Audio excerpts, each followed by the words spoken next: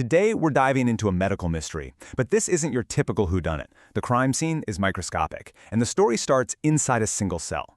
We're going to trace a devastating disease all the way back to its origin, a single error in the chemical blueprint of life. So let's get into it. Okay, so on the screen, you see a tale of two cells. On one side, you've got a normal red blood cell. See how it's a smooth, flexible little disc? It's perfectly built to zip through your tiniest blood vessels, delivering oxygen. But then, there's the other one, the sickle cell. It's rigid, it's warped, it's shaped like a crescent moon. And that one little change in shape, well, that's the whole mystery right there. So how in the world does a perfectly healthy functional cell twist itself into something so destructive? What's the microscopic culprit behind this transformation? That's the question we're here to solve. To figure out the cause, we first have to really get a grip on the consequences. And it all boils down to this fundamental problem of shape.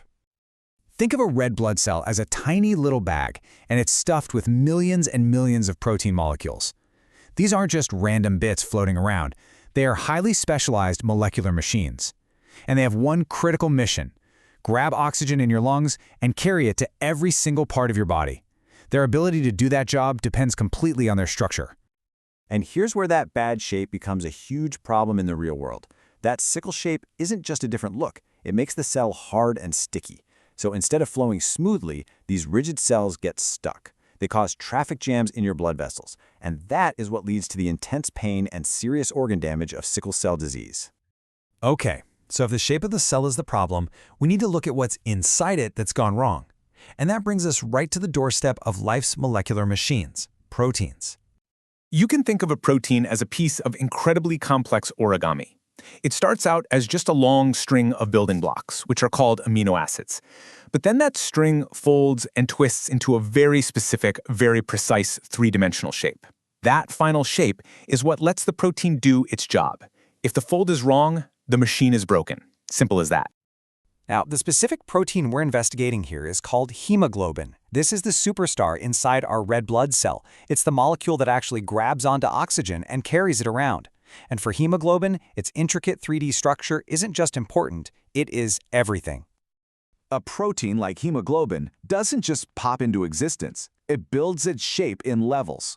First, you have the primary structure, which is just the straight-up sequence of amino acids, one after another.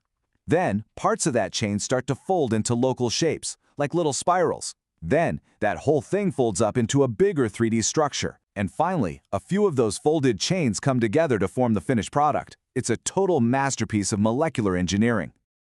All right, our mystery is definitely getting clearer. The problem is with the hemoglobin protein's shape.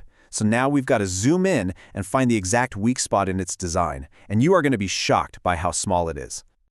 So remember those building blocks, the amino acids? Turns out there are 20 different kinds the body uses to build pretty much everything. And each one has its own unique chemical personality. Now, the most crucial personality trait for our story is how these amino acids feel about water. Some are what we call hydrophilic, or water-loving. They're totally cool with being on the outside of a protein, touching all the water inside the cell. But others are hydrophobic, water-fearing. They are non-polar and will do anything to hide away in the center of the protein. This constant push and pull is the main force that sculpts a protein into its final, perfect shape. And here it is, the smoking gun. This is the solution to the whole mystery. Get this, at the 6th position in one of the hemoglobin chains, there's supposed to be an amino acid called glutamate. Glutamate is a water lover. It sits right on the surface of the protein, happy as can be. But in sickle cell hemoglobin, that glutamate gets swapped out for a different one, valine.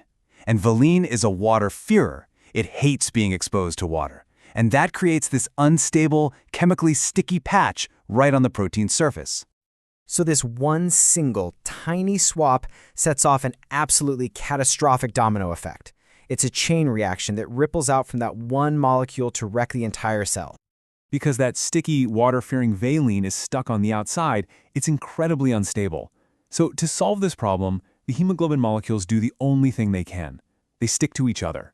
One molecule's sticky patch finds a little pocket on a neighbor to tuck into, hiding from the water. And this just keeps happening, creating these massive, long, rigid fibers inside the cell. These fibers are like a stiff skeleton forming where it shouldn't, literally pushing and distorting the cell from the inside out, forcing it into that sickle shape. Okay, so we've found the mistake in the machine, but that just leads to another question. How did the wrong building block get put there in the first place? For that answer, we have to go one level deeper, all the way to the master blueprint itself. And that blueprint is, of course, our DNA. You can think of DNA as the ultimate instruction manual for the cell. Tucked away safely in the nucleus, it has sections called genes, and each gene holds the exact recipe for building one specific protein. Now, this genetic recipe isn't written in some crazy complex language. It's actually a simple code made of just 4 chemical letters. The cell's machinery reads these letters in groups of 3, and these 3-letter words are called codons. Each codon tells the cell which amino acid to add to the chain. And here we have it, the very beginning of the whole story, the typo in the blueprint. In the normal gene, the code for that 6th amino acid reads GAG. The cell reads that and correctly puts in glutamate. But in the sickle cell gene, one single letter is different. The code now reads GUG. The cell reads that codon and puts in valine instead. A single letter typo in the genetic code. That's it. That's the whole thing. So let's just step back and think about what this means. It's a pretty profound lesson on the incredibly fragile chemical foundation of our own biology. I mean, just look at that chain of cause and effect. It is absolutely staggering when you think about it. A single change in one letter of DNA leads to the wrong amino acid.